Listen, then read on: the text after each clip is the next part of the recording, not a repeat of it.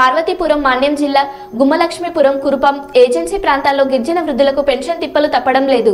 ప్రభుత్వం నుండి అందవలసిన వృద్ధాప్య పింఛన్ తమ బ్యాంకు ఖాతాలో జమ అవ్వడంతో గిరిశిఖర ప్రాంతాల నుండి మండల కేంద్రాలకు అష్టకష్టాలు పడుతూ బ్యాంకుల ముందు పడిగాపులు కాస్తున్నారు. గిరిజన వృద్ధులు ప్రతి నెల వాలంటీర్లు ఇంటికి పెన్షన్ అందించేవారని ఇప్పుడు ఇలా బ్యాంకులకు వెళ్లి పింఛన్ తీసుకోవడం కష్టంగా ఉందని వృద్ధులు వాపోతున్నారు. ఏజెన్సీ ప్రాంతంలో 43 డిగ్రీల ఉష్ణోగ్రతలు నమోదవుతున్న తరుణంలో వేడిని తట్టుకోలేక బ్యాంకుల ముందు పడిగాపులు కాయలేక లబోదిబోమంటున్న గిరిజన వృద్ధులు.